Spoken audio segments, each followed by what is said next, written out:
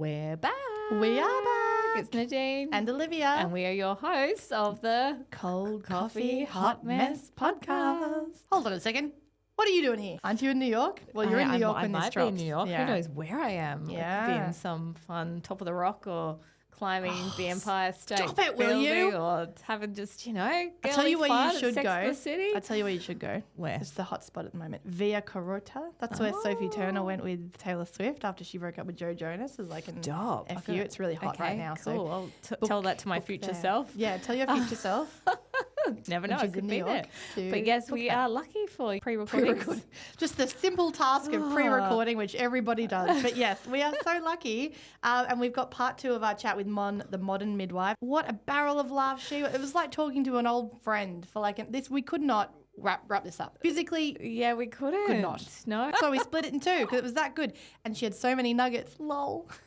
Poo reference if you listen to part 1. Well, let's dive back in then, hey? Yeah, It was pick up where we good. left off. So we know you've been teetering on the edge, waiting all week to find out the answer to the question, do we need to ham it up to midwives on the phone when we're in labour and we want to come into the hospital and they're telling us no? Do they do this for a reason? Are they onto us? Are they looking for particular sounds coming out of us, ungodly animal cries before they'll let us come? Or do they have some other kind of method that we don't know about? We're going to find out. Okay, this isn't a myth. This is true. And I knew it! but it's because, and I can talk about why it's so important and why we tell women to stay at home for as long as possible. But if you're calling me up, right, I'm talking to you on the phone and we've had a 10-minute conversation, I'm going, she's not in active labor. Like, she's got more time, right? I want to be on the phone to you and within 5 minutes hearing you going, sorry, Mon, like, just give me a second.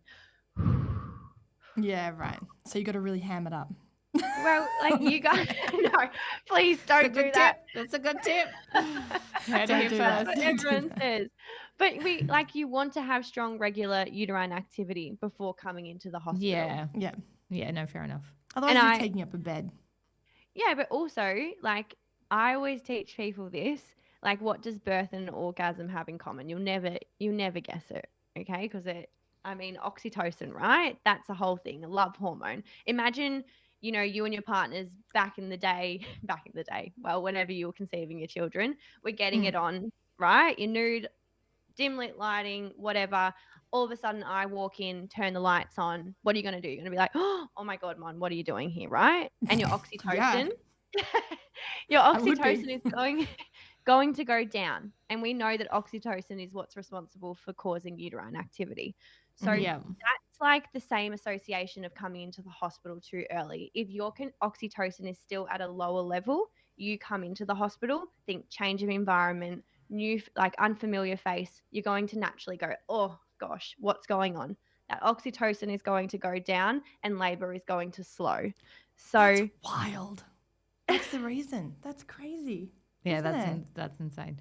Wow, you really have seen it all though. Oh my When it comes to Midwives have literally seen it all. They are there from start to finish. They've seen it all. I can't imagine the stories that you have for us. But if you had to pick something that really sticks out in your mind as like, oh my God, guys, you won't believe this. Is there something that comes to mind? I mean, it's so hard to pick one experience because I'm like, it's pretty amazing what I do for a living. And often, like, I surround myself with midwife friends. So I guess it's a normal for us at work. But then talking to people like you guys and, the average Joe down the street, they're just like, what the heck? Like, that's what you do. And I think they're like, midwives have funny stories no matter what. Like, a woman has done it going back to the brown nuggets, like, pooped and it's gone on the floor and, like, I've stepped in it, right? Like a dog poo. Like, what? Or, like, you name a bodily fluid, it's been on a midwife's body, like, from your blood, your amniotic fluid, like, we vomit, like, it's on us. And that's what we've seen it all. We don't care. We're not walking out going, oh my gosh, like, did you see this woman? Like, she did a poo in labor, or I have her amniotic fluid. We'll just laugh about it because it's the normal. Probably more weird if they don't poo, isn't it? Yeah. Now it is. Now that we know. Yeah. Yeah. But also, like, I guess this comes with seeing it all. Women are so fearful of what their vulva looks like, right? Like, how many times have I gone to a woman, sorry, do you mind if we like remove your pants? And they're like, oh, sorry, like I haven't shaved or I haven't waxed. I'm like, girl, if that's my problem for the day, like I'm having a phenomenal day, right? Yeah. Like we don't care what anything looks like. And I think people, because we're so private these days, right? And for the first time, most women, you know, when giving birth, they've never just been exposed like that. So naturally, that's our response to be like, oh God, like, sorry. But we do not care. We're not looking at your vulva going, oh my goodness. Like, I'm looking at many other things other than the hair down there. Like, I'm looking at what fluid is coming out. Can I see your baby's head? What is the mucus? Like, what does that look like? The goal. What's the goal here? Yeah. They're all You're the there things. for a reason. Yeah.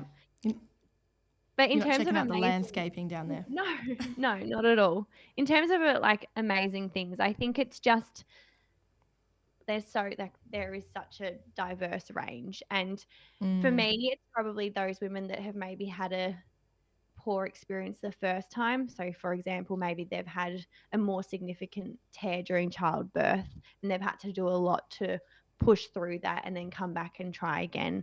And you know, being the midwife to support them during that next birth and them having a totally intact perineum, so no tearing at all, and just walked away being like, oh my goodness, like that gives me goosebumps talking about it now, because it's just so magical that you get to make such a big difference in someone's lives. But yeah, there's certainly many funny stories too. Like we've had dads fainting and absolutely shitting themselves, literally, because when you faint, you totally let go of everything. So we've seen it all. When mopping up his stuff too. Oh my God. Okay, so that poo we do care about. They do judge for that one. Yeah, they do judge for that one.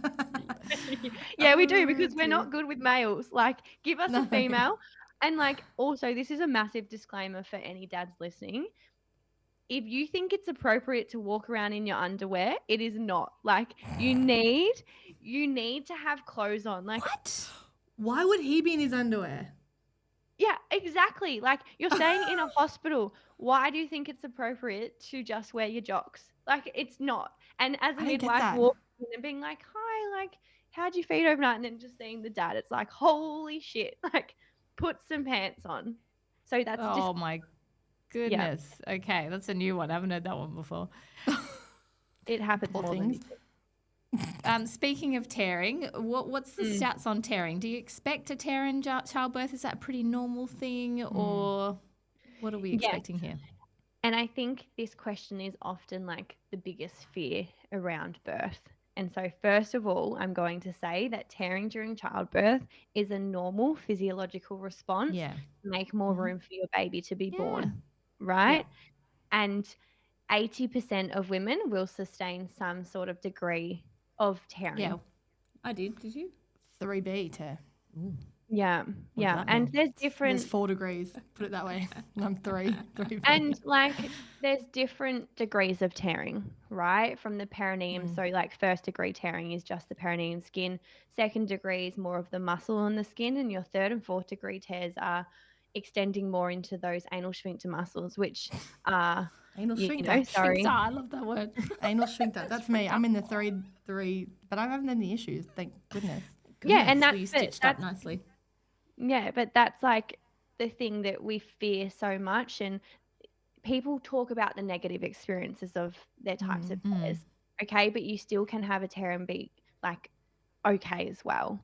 And and as a midwife, do you do the stitching back up? Like, who does the heavy lifting? Is it you, the obstetrician? Like, what do you think? So we don't get trained as a midwife in our studies to like do suturing. So we have to upskill, which is currently what I'm doing. So I've repaired, my first perineum like a month ago, which was insane, but we have to upskill to learn that. So, which is a bit crazy, but midwives can do it and doctors, but also sometimes it's more commonly doctors because there's a lot of other stuff potentially going on where it's our job to look after you, and we have 500 other things to be doing than sitting for, suturing half an hour. Yeah. But I just quickly want to say that we do focus a lot on those perineal tears. So perineum, easiest way for me to explain it. And I love this because a dad in one of my classes was like, oh, so it's the gooch, right? We hear the gooch. Yeah. Everyone knows what the gooch is in terms because our male counterparts have always spoken about it, but like think about it, it's that part of the skin between your vaginal opening and your anus. Now I'm quite professional, so sorry if that was really unprofessional of me. No, I'm speaking our language. No, well, yeah, you got to speak what the people speak.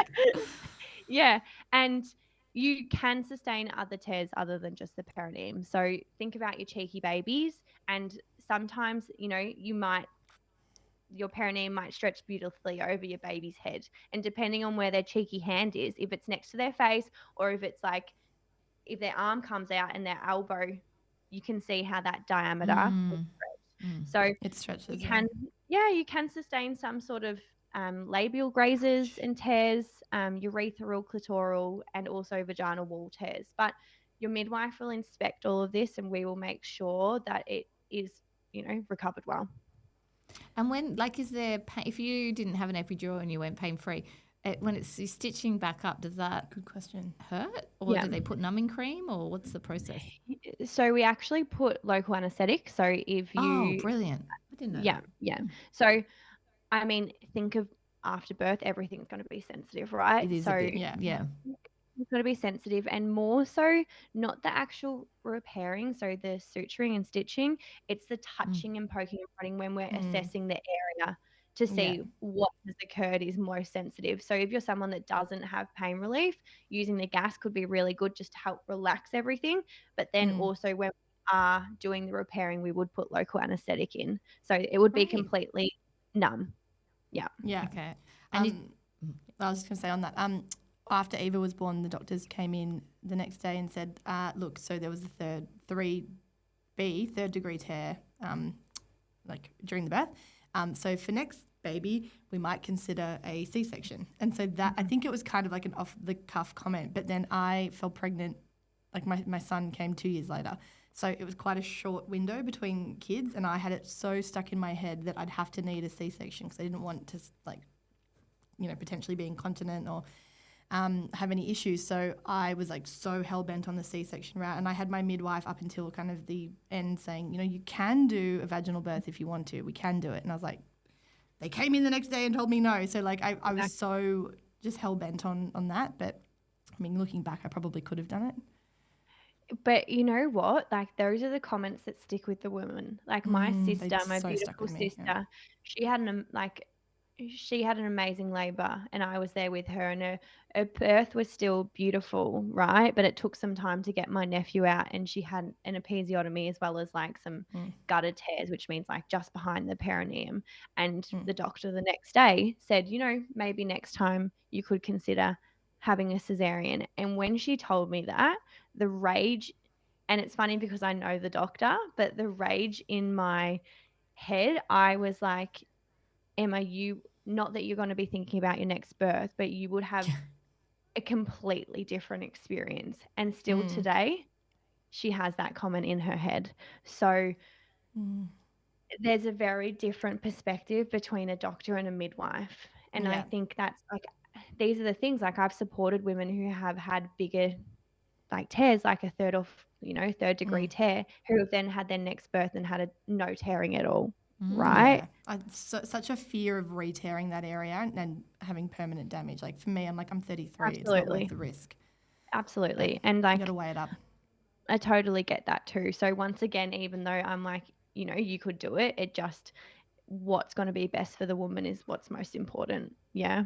Yeah, for sure. Yeah, great. Can we talk about inductions? So, did you have an induction? I didn't know. Induction. Mm-mm. So, a common myth with some mums that they've heard is inductions can be a bit of a negative experience. Can you share any of your experiences on why they can actually be positive? Yeah, and you're so right. Like, inductions have such a bad rap, and it's because we hear the horror stories. And you know, from the stats, we know that a lot of women are induced now. Like in 2020, the Australian Institute of Health and Welfare shared that about 2 in 5 of mothers who give birth have spontaneous labour, but around 1 in 3, so of those women who gave birth in 2020, 35% of them were actually induced. Okay, so 1 in 3 women are being induced these days. So you can see it's quite common, and I see that all the time. And that's why I'm like, we really need to change the conversation around inductions because women are coming in thinking and being so fearful of it. And we know that fear in childbirth is not good because it will block our oxytocin, right? Which is so important for birth.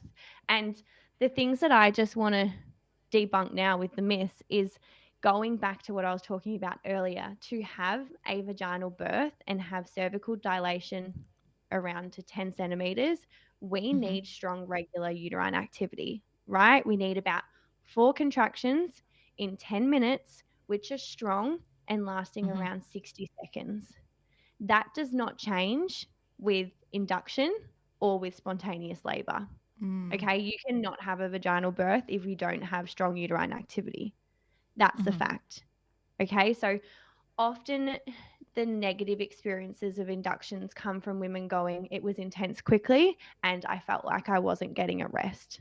Okay, so women, I guess with induction, for those people that don't really know what we're talking about, we're artificially bringing on contractions. Okay, so your midwife is titrating an oxytocin drip up until we sort of reach 4 contractions in 10 minutes, which are 60 seconds and strong. Right. So we are not just turning it up and up and up and up and up until we reach them. We have time, right? Birth takes time. I always say to the woman, if you feel as though you're not getting a rest between the contractions, you just tell us. We're monitoring the whole time, but you're in control, right? We shouldn't be pushing women to get to that stage really quickly. We've got time. And you can still find yourself having a magical birthing experience when being induced. Like you can still use the shower. You can still use all of those birth tools. You can use those breathing techniques. The only thing that changes is you're going to have the continuous monitoring and you're going to have your little friend with the IV drip walking around. Going around. Yeah. Okay. That's good to know. I think it's good to debunk that. Yeah. In terms of the contractions, right? Contractions follow a bell curve. They gradually build up, they reach a peak and they come back down. The contractions are not different with inductions. You're still having that bell curve of they're coming up and they're coming down and you're getting rest. And the thing with the rest is your uterus is completely resting. So you should be able to feel good in between those rests. And it's just coming back to we need strong uterine activity to have a baby and you shouldn't fear that. Just because of how someone else's experience has gone, that does not mean that that's how your birthing experience is going to go. Oh, that's so nice. Anyone that has you, Monique, is lucky to have you. I know. I know back when my mum was induced and the doctor just wanted to get on the golf course, or he had some event that night that's right in the city at the Opera House. So he just pushed it through and I think she ended up claiming in court and getting money back from it. God. It was awful.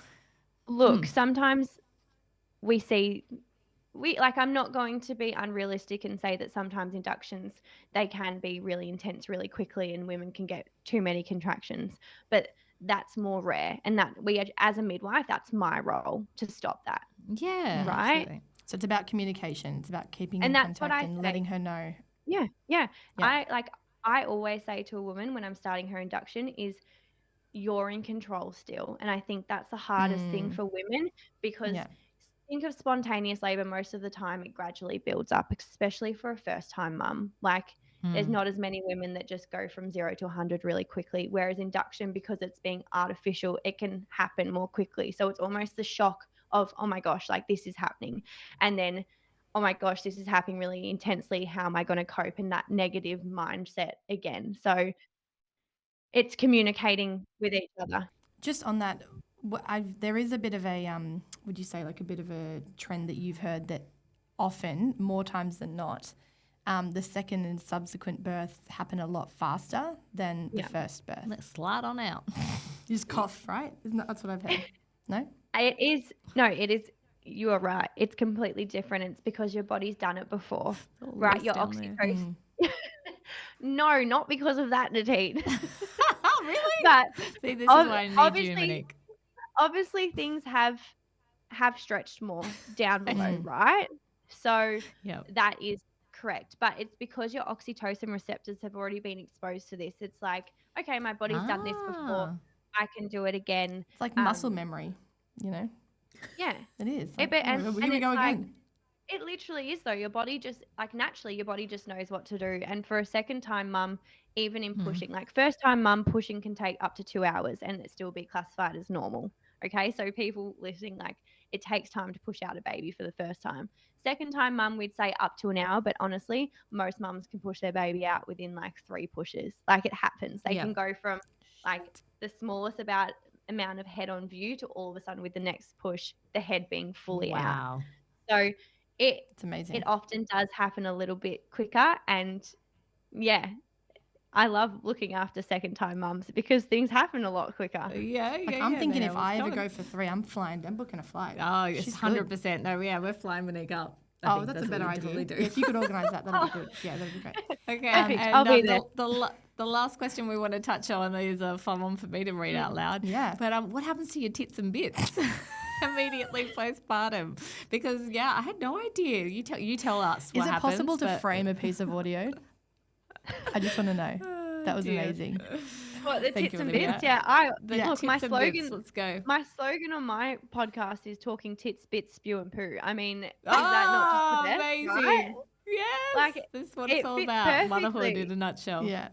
It literally is. And I mean, you guys are mums, right? You know how things feel after giving birth. And I think that disconnect from the body is often what a lot of people aren't prepared for.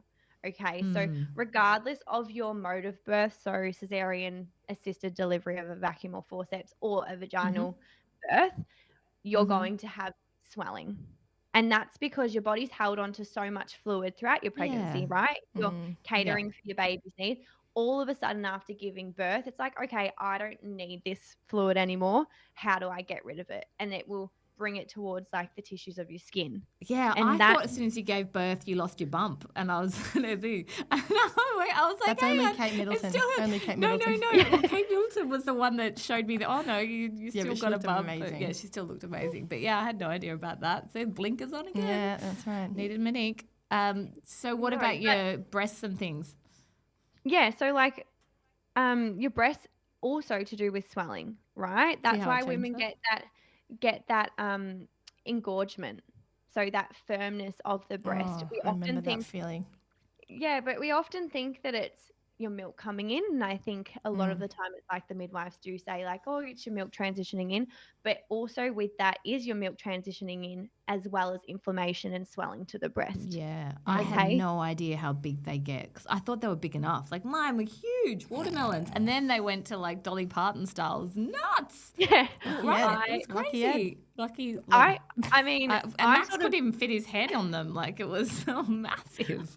I've got nothing. To me. I had no idea.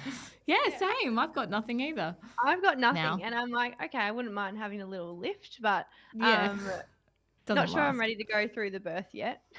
No. But honestly, everything's swollen. Like I'm talking your vulva. Women say it feels like I had a ball sack, right?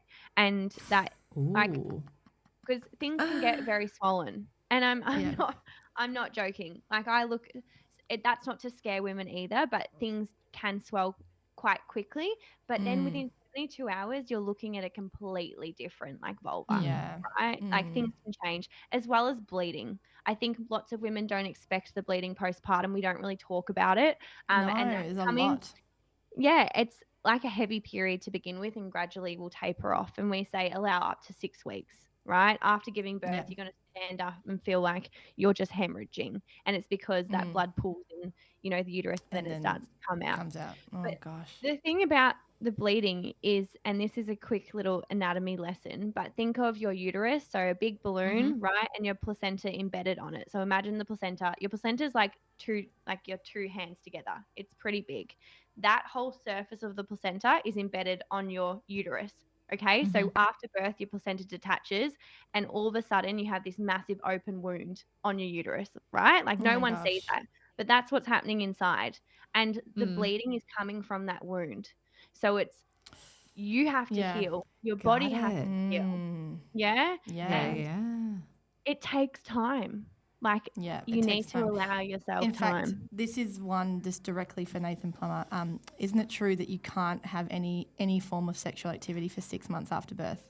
Right? Yeah, it's definitely an unwritten law, right? Yep, 6 months. Hey, that's what I told him. One quick one for you. Would you eat your placenta? Oh, absolutely not. Oh, good. I mean, I don't actually, no, well, it was Shark Week last week, and I was like, it's the same concept, right? But like, I would Shark never Week is eat the same concept as eating like your placenta period and stuff. No, okay, actually, no, it's Totally not. different. Let's take that back. But, What am I even thinking about? No, Losing my mind. if I had a third, I actually might go down the placenta pill route. well, yeah, that's what Why, I though? mean, Why eating the not? placenta is different to taking a tablet of the placenta. Yeah, I wouldn't like slice up and put it on the that's barbecue. what I mean. That's Like weird. put it in a smoothie and all that. No.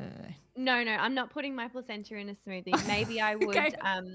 encapsulate it because, of Yeah. course, it's full of nutrients. Yeah. But blending a smoothie, not too sure. Making a Okay, placenta all right. Just stew, wanted to definitely not. Just wanted to check that. Triple check. Yeah, for next amazing. time. So if a woman does request to take the placenta home to either encapsulate it or slice it up Take and put it it in the home. barbecue or put in a smoothie, Wow. how does one, is it a little doggy bag like when you go home from the restaurant? How does one transport that home? What happened? Oh my gosh, I can't get little doggy bag. All I'm thinking is like the placenta in like a plastic see-through container. Absolutely not. That's what I'm thinking. Honestly, like there are lots of people that do take their placentas home. Okay. Yeah. Some people can do it for cultural reasons. Like it's a cultural Yep. thing. Some people Yep. like to go home and plant it like under a tree, and it's really, the placenta is pretty much the We're tree all of life. different, aren't we? Okay, it gives life. Yeah. Yeah, it's like fertilizer. But because Oh, like the placenta is an organ. Okay, so Mm. for you to take your organ home, you have to sign a release form from the hospital. Wow. Yeah, you have to. It's a full thing. Yeah, it's pretty easy, but you have to sign saying you are taking home your placenta, and there is laws about how deep if you're burying it, how deep you have to bury it below the ground, but also you have to transport it home on ice. Otherwise, it will just fascinating. yeah. It's like an episode of Grey's Anatomy. And how do they do it? You get a little. Do you And get the doggy I bag mean, or not? Cooler. It's pretty Isn't it much like a cooler? doggy. No, it is like a little. I mean, the hospital that I work at, it's just in a little container, but it's not see-through. It's more of a bucket. Okay, and the placenta is in a plastic bag within the bucket on ice, and they So take it isn't a little doggy bag Yeah. in the Chuck bucket. I guess a it's little in a lasagna, doggy send them bag. off. Let's But go. no. I'm never coming to your house, Nadine, because I don't trust anything in your freezer. No, I would never. That's why I'm saying I didn't do the placenta route. But I was just wondering what your opinion was. So thank you, Monique. That's awesome. good. That's good. Okay. We just want to touch on one more thing because this is like a rite of passage for every first-time parent. I want to know from a midwife perspective how annoying this is. The stealing of the hospital blanket. It happens, it's got to happen 9 times out of 10. How do you guys handle that? Is that okay or do you hate it? Okay, honestly, you're not supposed to take your hospital blanket home, right? Once we give it to you, it is your property. But, well, there is nothing more awkward than you seeing someone trying to take home the hospital blanket and you're like, do I ask them for it? Do I not? Do I just let them go?